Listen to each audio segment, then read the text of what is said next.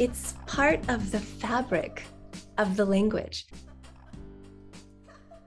Sometimes one memorable example is better than a whole bunch of forgettable, generic ones.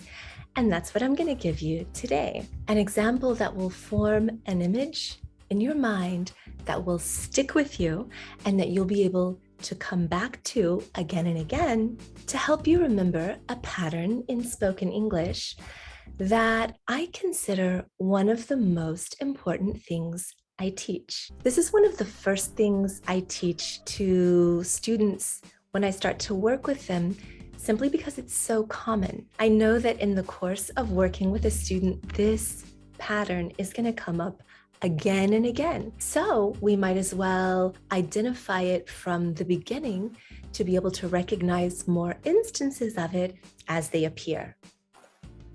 So what is this pattern I'm talking about? Well, to get at the pattern,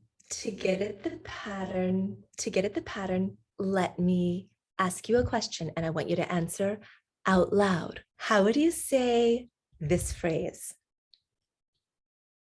Go ahead and say this out loud, and you might even want to pause the video and record yourself to listen back later. So how do you say this? Do you say cat lover, or do you say cat lover? Which is the way that we say this? What's the right way? We have to decide basically, are we going to stress the word cat, or are we going to stress the word lover? Cat lover or cat lover? Which should it be? Well, I guess it depends on what you mean. One of these is a normal phrase you hear on a regular basis. It's a kind of person you often come across in life. A cat lover is a culturally shared concept. We all know this type of person, a lover of cats.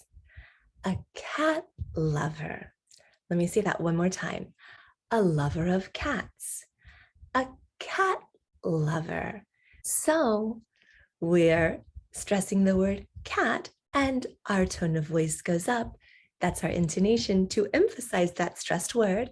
And the type of person that we all know, that we all have known in our life, is a cat lover.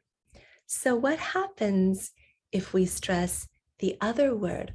Instead of cat lover, what if we say cat lover and stress the word lover? Well, that is not a culturally shared concept. But if we say it, it sort of forces us to imagine something. So if I told my mother, he's a cat lover, I would sort of be forcing my mom to imagine something like this.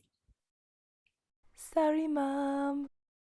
So this would be a cat lover, a lover who is a cat. So yes, that's the difference in meaning when you stress one word versus another. Let's look at these one more time. A cat lover, a lover of cats. A cat lover, a lover who is a cat. Big difference, right? So how can change in intonation make so much difference in the meaning? There's actually a lot of meaning encoded in English intonation. And this is just one of the patterns that we operate by, but it's an extremely common one. So it's a great one to focus on. So you could think of it this way. You have a noun, lover, okay? And you're going to put something before the word lover. What if it's a regular adjective? It's just a little extra descriptive information about the lover. So in this case, you could say, he's a good lover. He's a tender lover. He's a patient lover. He's a terrible lover. In all of those cases, I'm stressing the noun lover, and the adjective is just a little more descriptive information about the main thing, which is the noun. So let's do this again, and just do it with me if you'd like. And we're going to say these phrases I know it's about lover, it's kind of weird, but we're going to say these phrases and notice how when we have, under normal conditions, an adjective and a noun, we stress the noun. So a good lover, a patient lover, a fantastic lover, a terrible lover. Okay, you get the idea, right? Now, when we say a good lover, we mean a lover who is good, right? A terrible lover, that's a lover that's terrible. But when we say a cat lover, we are not saying a lover who is cat. We're doing a different mental operation. What we're really doing, you could think of it this way. We are taking what could be a longer phrase, a lover of cats, and we're doing a little shortcut procedure, a little operation where we take that last item, we put it in front, and we stress it, lover of cats, cat lover. So that operation is not complete without stress on that first element.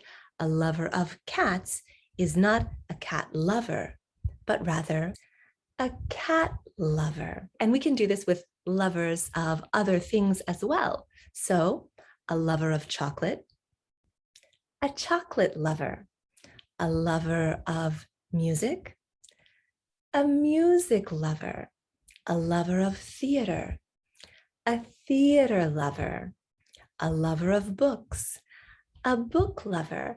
So you can see that in all of these cases, the first word is a noun.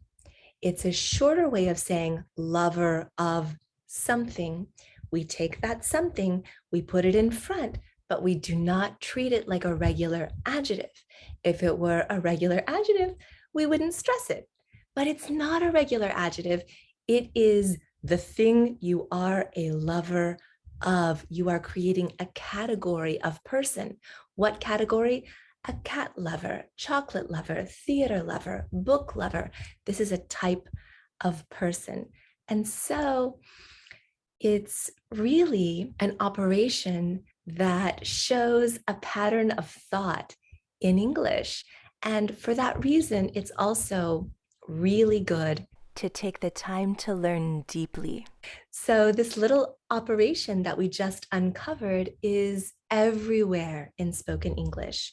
It's part of the fabric of the language. And so if you are an English lover, aren't you excited to learn about something that's such an integral, fundamental part of English, not just the way it sounds, but the way people think in English? It's something that native speakers do automatically without really being aware of it, like at all. We just do it. I'm aware of it because I'm obsessed with it, but normal people are not aware of this. They just do it. But people who learn English as a non-native language, most of the time, don't notice that this is happening. And if you don't notice it, well, you're certainly not going to pick up on individual instances of it. And of course, pick up on is a lovely phrasal verb, which just means notice, be aware of. Yes, you're not going to pick up on individual instances of it. So if you don't know that it's happening and you're not noticing individual instances as they happen around you, you're certainly not going to start using it yourself. But now you have the chance to do that. And as a lover of English, an English lover, I'm sure that that's something you're going to want to do. It's going to be very exciting. You have the chance to start scanning the environment for instances of this pattern. It's going to be like a hunt for treasure, a treasure hunt, and you're going to find a lot of treasure. Now, I have a longer video that I made about this that I recommend to you if you haven't seen it, because it gives you a chance to train your ear to really hear what's going on with the intonation in this pattern. You get a lot of chances to listen very closely to it and practice it yourself. And also, I have a PDF with audio that you can download. You look in the description below. It's completely free. You can get this and listen to more instances of this pattern and start to make your own list. You are going to find many, many instances of this in the English all around you and probably in some of your favorite terms. And you'll discover that it was right there in front of you and you just never noticed it before because no one taught you how to look for it. But now you're going to know how to look for it. You're going to find a lot of treasure. So check the description for that PDF with audio to get you started on your treasure hunt.